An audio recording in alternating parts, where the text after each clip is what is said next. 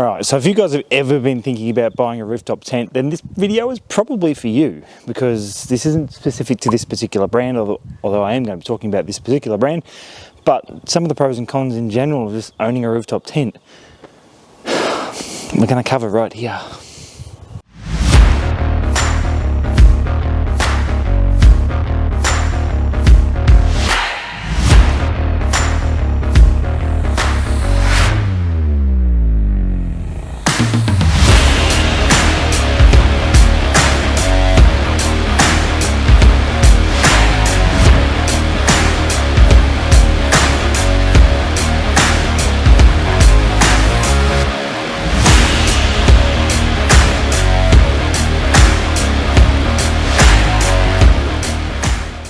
Alright, so pros and cons between having all these rooftop giant things on your car. There's a lot going in either way. Traditionally, I've always been a hater of rooftop tents on cars. They just look ugly, no matter what brand it is. They're just this giant, big-ass box that sits on top of your car that makes it look top-heavy, and it loses all aerodynamics, and it just looks aesthetically displeasing for the most part. I've never liked a rooftop tent on top of a wagon. On utes and stuff, they seem to suit a little bit better, but for wagons, aesthetically, no way. Just hard pass for me. For the aesthetics point of it anyway. So to go with the aesthetics part of it, of just being a big ass thing up on top of your roof, it's also the added weight as well. So this particular one is one of the lightest ones on the market of the hard floor, hard top, clamshell type rooftop tents. It's 68 kilo as it is, so that's including my doona that stays in there permanently, which isn't too bad considering like my roof load limit on a Y62 is only 100 kilos. So by the time I do rack, awning and rooftop tent, I'm sitting pretty well bang on my roof load limit. A lot of people don't seem to understand that you do have roof load limits, and that changes on and off road as well, so that's something to consider for what you're doing with it. So you've got the weight that sits on top of the car, which obviously affects the dynamics of the car because you've added so much weight to a height point of it, affecting the center of gravity of the car. You've also got the wind drag, and did I mention they look ugly on roofs? Like,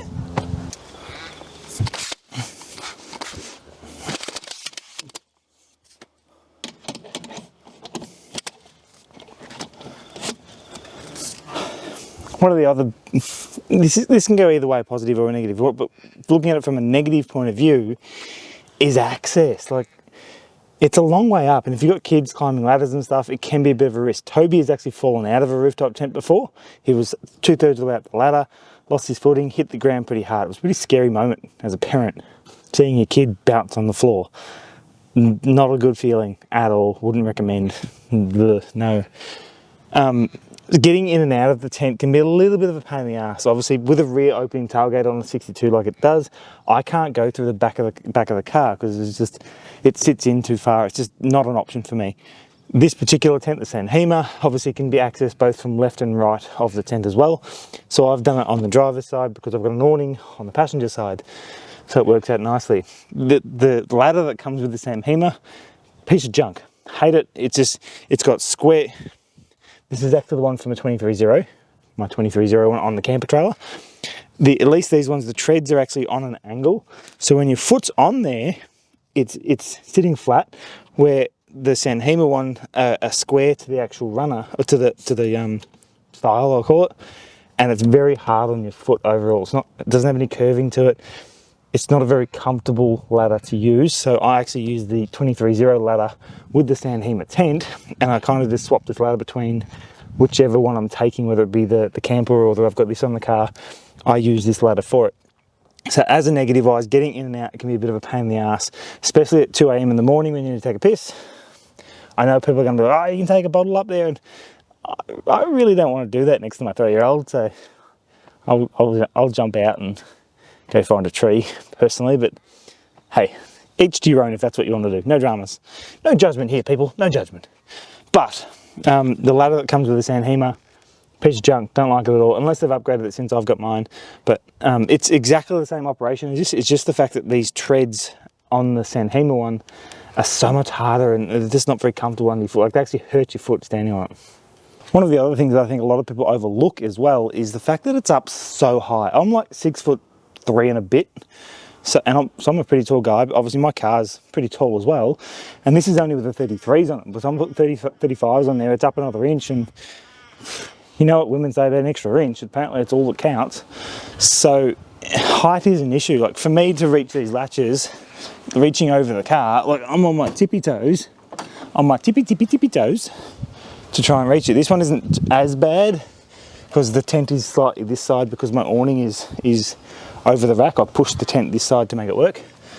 But see, I'm up on my tippy toes to sort of make it work. And then I can just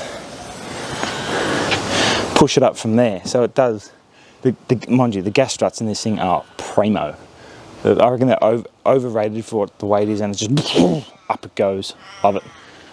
Too many blue pills for it, I reckon. So pretty much, you got to keep in mind how tall your car is versus you can reach it. So you might need to take a little step or something with you to actually reach those latches nicely. I have done it where I've stood on top of my shelf on the back of the car here. That's actually how I pack it away. It's one of those things that you might need to be taking an extra thing, so it's just another thing you've got to take camping, which can be a pain in the ass. You don't need that with a swag because everything's on the ground. Alright, so first things first, climbing into the tent, you've got this strap that goes around which basically pulls it in. On the SanHema one, it's kind of useless. Like I've actually tied an extra knot in it to try and make it tighter. It seems really loose there, but it's actually as small as I can make it to get it to come down and still actually stretch over the bottom parts. First thing I always do is just push that out of the way, sort of push the tent up a bit. Then you've got this extra bar that comes up with it. This is removable, so I'm not sure whether it's actually meant to come out and sit on top of the bed and lay flat, but I tend to just leave it plugged in and it pushes itself flat.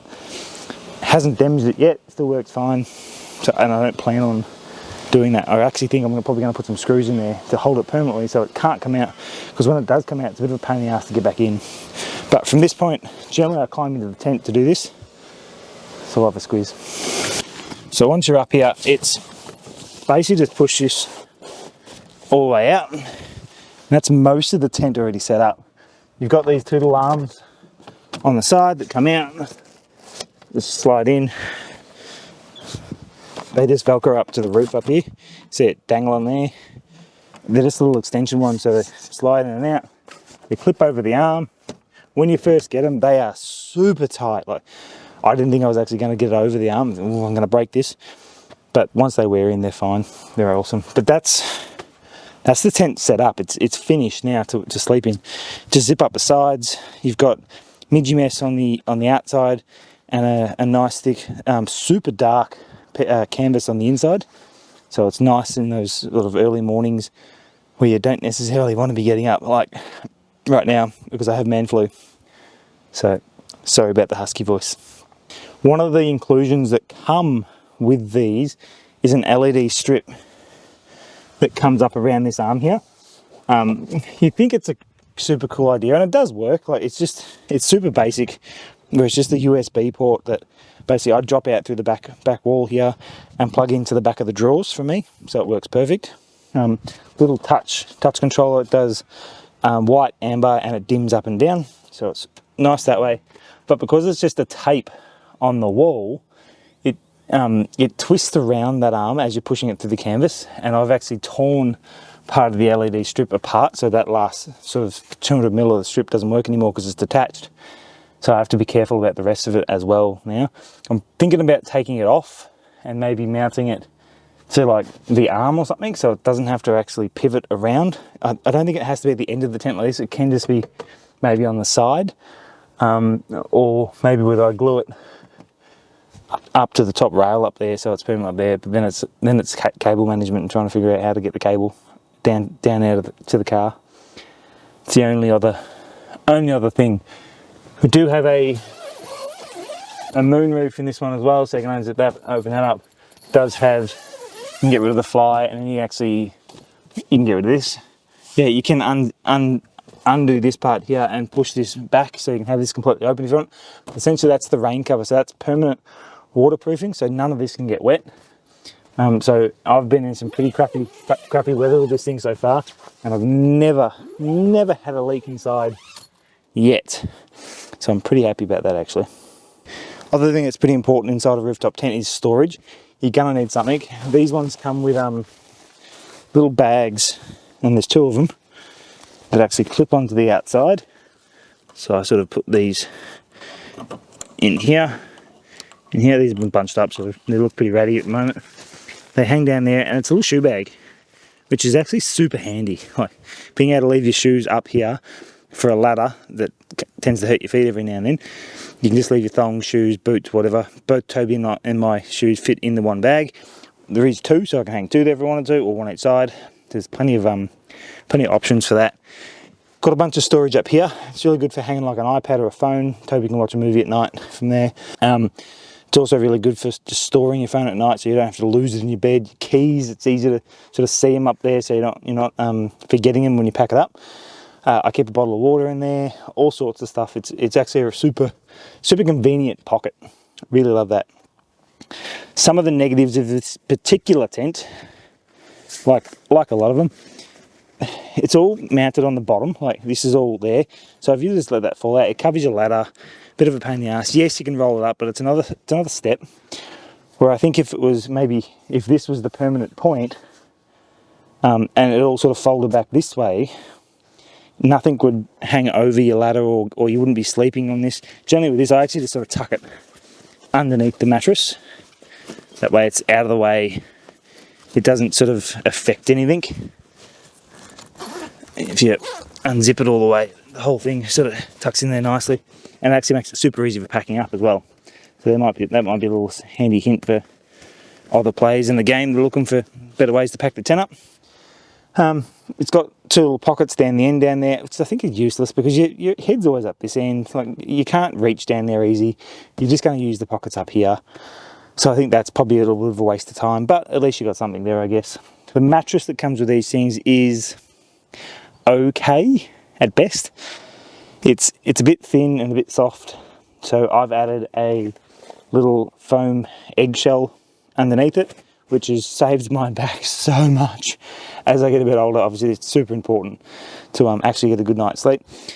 I store the doona in here permanently. I can't, and that's with the eggshell as well, I can't sort of store 2 doonas or pillows, nor would I want to store pillows because they end up like pancakes. And it still closes okay. There's no huge drama with sort of leaving a bit of bedding inside, but you do have to sort of bunch it up towards the middle and down towards the pivot point, so you can actually pull it shut. Otherwise, it is a bit tight to shut. This is all fabric lined inside to help with condensation and whatnot, and it gives it a nice feel, and it sort of sound deadens stuff in here, so you don't get echoey sort of tinny sounds inside the tent, which is nice. So that way, when Toby's snoring next to me, at least it's half deadened and not just echoing in my ear all night. The little snory bastard. Now, I don't know if this is actually a specific thing to the SanHema brand or whether most rooftop tents do this, but I have noticed on top of the rooftop tent, being in a lot of sun, obviously that's where they sit, the roof has discoloured ever so slightly. Even the SanHema, which was bright orange when I first got it, now looks white. So I'm not sure whether that's a quality issue or whether that's just any rooftop tent is going to do the same thing. My 2301 has done something similar, not as bad as this one, but this one's actually seen more work than the 2301 has anyway. Now this one's probably going to sound a little bit controversial, but I think if you own a rooftop tent on your car, not a camper or anything else, but on your car, you need one of these in your shed, because it goes back to that aesthetic thing of they are butt ugly on your car. You need to be able to get it off easily. For me, it's 4 bolts on the rooftop tent, 2 access through the sunroof and 2 are right on the back of the car, so it's easy to get to. I don't have to try and get under a roof rack. I don't have to take my roof rack off to get it off. It's a winch mounted to the shed of my roof, which this is like a $100 winch. I've got a rope system somewhere here, which basically hooks up to the 4 corners of the rooftop tent. Lift it up, drive out, and then I can do whatever I want with it. Generally, I put it back on the ground, and I store it up against the wall somewhere so it's out of the way. I don't want to leave it hanging, because if something was to go wrong and a kid was underneath it, I would not be a happy camper. So if you're thinking about buying a rooftop tent for your car, factor in this. I'm sick of seeing bloody full drives out there with rooftop tents permanently mounted to their cars. They look horrible. My God, people, take them off when you're not using them. One of the super critical things that I touched on before, but we'll go into a little bit more depth now, is the weight of these things. So you have to keep in mind the roof load limit of your car and the off-road limit as well. So some roof racks will have a 250 kilo limit, but then that's halved off-road. You've got to be a mathematician to figure it out sometimes. I understand that, but the 62 is a pretty easy formula.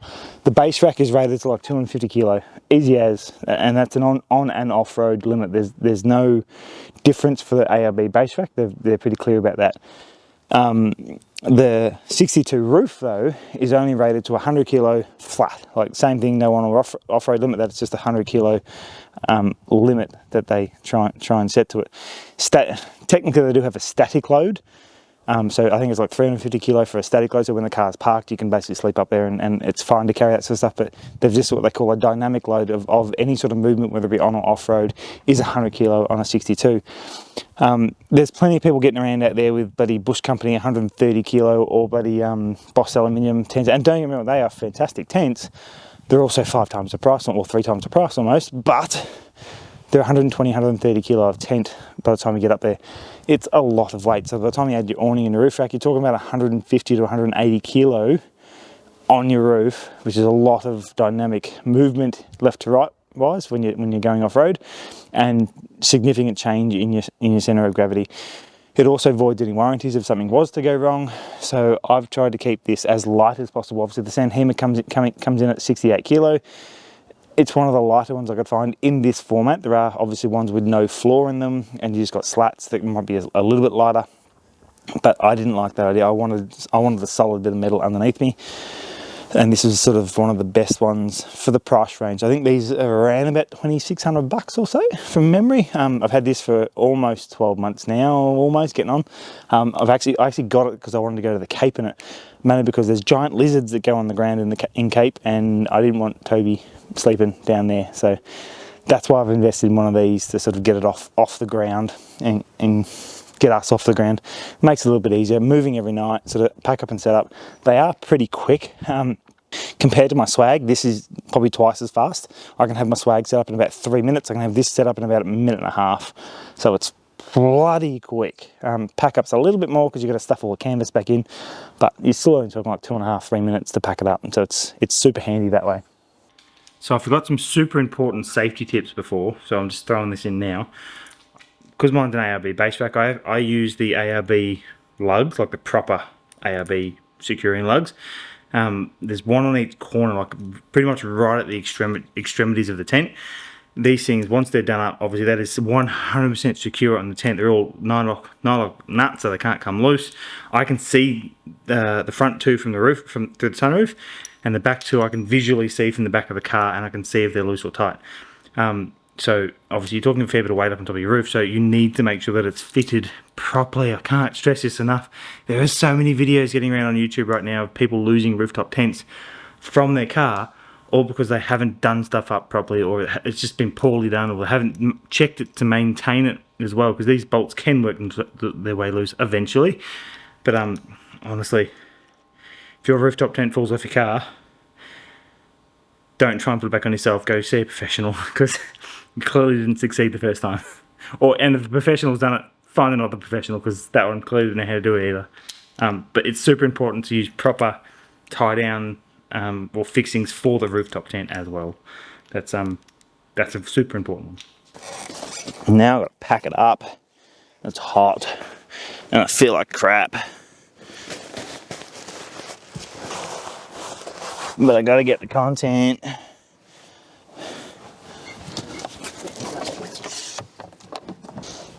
So one more handy hint that I forgot about is, obviously this one's got a rain cover on it, so it's pretty good.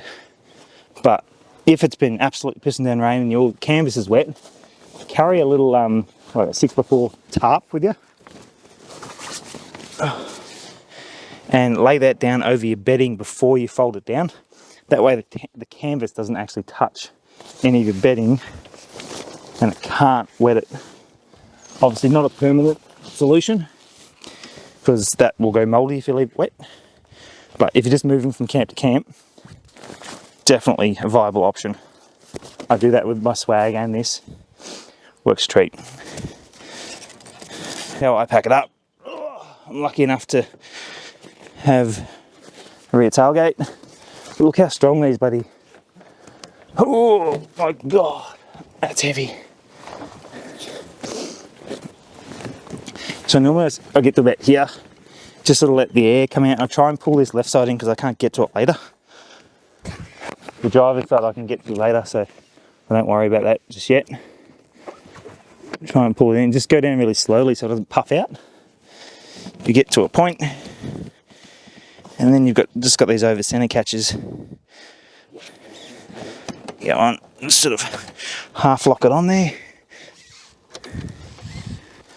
Come around here while the ladder's still there. Tuck all this canvas in.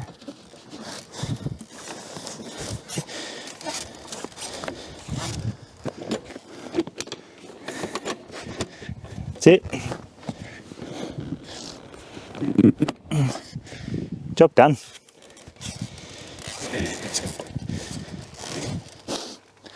I'm going to go lay on the couch now. So some of the things that I reckon you should be looking out for with a rooftop tent are weight. Obviously, too much weight up top is going to be critical for you. Ease of setup and pack up. There's some of them out there that have got so many arms and legs and bloody poles and bits and bobs that sort of attach onto it. It just takes as long as a swag would anyway. You got to remember you're taking up your entire roof rack space here, so it needs to be versatile enough that it's making it easier and it's making your life easier, and to be able to sacrifice those other things, because you can't have a chainsaw on your roof, you can't have wood on your roof, you can't have solar, or it does come with rails and stuff, so you can put solar and stuff up there. I didn't want to add the weight or the extra height. I don't need it. I've got lithium. I don't need solar power to keep my car running. It would be one of the things I'm not a fan of with this one, which I wish they had sort of had, or at least some sort of attachment maybe, is if it's raining, these sides have to be up like the canvas, because there's no side wings on it to have any sort of awning over the window. So if it's really hot and it's still raining, I'm kind of screwed for the back one, for the side ones. I can have the end one open, because obviously the way that the tent's designed, that it does block that back one. But that's also where your pillows sort of sit up on top there, and yeah, so it's not ideal, but it does the job. So I wish if there was a version of this where this had like a little wing that came out the side with just one pole to hold it out. I reckon that'd be a super sweet compromise between this and some of the more expensive ones. Considering this is on more of the budget end of rooftop tents, it's still bloody good for what it is. I'm not complaining, don't get me wrong. Everyone seems to think that because it's a 2100 long tent, you're going to struggle. Like I'm 2 meters tall pretty much, so 190 something centimeters tall. And I'm thinking, 2.1, I'm like, by the time you're sort of, because your head's never really up against the top and your feet, you don't want to be touching the bottom. But I'm thinking, no way I'm going to fit in that. For a 2.1 long tent and me being almost 2 meters tall, there is heaps of room in there. It's surprising because your pillows sort of sit up on the back bit slightly, so on where it sort of tapers up. Honestly, my feet don't touch the end at all. I can stretch my legs out all the way and point my toes, and I'm still not touching the end. There is more than enough room in there. It's really deceptive on how long they are. Width-wise, this is one of the narrower ones, which I liked because I didn't want it sticking out 6-8 inches past the side of my roof rack looking like a top hat. They already look ridiculous enough as it is. I didn't want to make it look even stupider by having it 6 inches out either side of the roof rack as well. So it's purely an aesthetic and sort of my ego thing coming into it, where I'm proud of my car, I'm proud of how it looks. I didn't want to make it worse than what it needed to be for the functionality that I was trying to achieve out of having a rooftop tent. So it's a compromise between width versus aesthetics, and aesthetics won out for me in that regard, because it's only ever Toby and I that sleep in it. As much as the little munchkin is small, he takes up a hell of a lot of bed, but he's easy to push over, and there's a room left in there anyway. Plus I'm used to sleeping on the side of the bed with the wife, so she takes up the whole bloody bed as well, so what's another bed I get none of? So that's all the pros and cons that I can think of with these. I'm sure there's more, and I'd love to hear your opinion on this as well. So drop it down in the comments if you've got some more pros, cons, why you do or don't like rooftop tents. I've always been against them. It's just for reasons I've already outlaid in the video. But I see there's a practicality to them for certain things. For this Cape trip coming up, we're in the car for a month. Practically, it's a much better option for me than setting up a swag every day and going from there. Will I stay with this permanently? Like, I'm not going to throw it away or sell it anytime soon, because I think it's still a functional thing. But there are plenty of times I'm still just going to take the swag because it's easier, it's more versatile. I can set it up and leave it there and go for a drive, and I don't have to have the extra weight and stuff on top of the car. I've also got the camper, which has got a rooftop tent on it, so I can just take the camper and use that as a base camp as well. So this might not be getting used all of the time. Having said that, I've probably spent about 60 nights in this thing already. I camp a lot, so I've got a fair idea of what I like, what I do and don't like about it already. But as I said, I would love to hear what you guys think. Pros, cons, what have you got, what don't you want, what don't you have? Will you ever own a rooftop tent based on this video? This isn't a sales video, this is my opinion on rooftop tents, and specifically about the SanHema tent from Vic Offroad. If you're interested, I'll put a link down in the description if you're looking at buying one. There's no affiliate links, there's nothing else with it, it's just, if you like them, go get them. I reckon it's a really good tent for the value. Is it the best tent on the market? No, absolutely not. There's better tents out there, but they're like $5,000, $6,000, $7,000 worth of tent versus $2,600. That's a lot of difference for a small amount of change that they've got. Vic Offroad have been really good with me. This one wasn't shipped with a condensation mat underneath it. I messaged them saying, hey, what's to go with this? Yeah, yep, they're coming in. We'll send it out to you as soon as it rocks up. Sure enough, 2 weeks later, it was on my doorstep.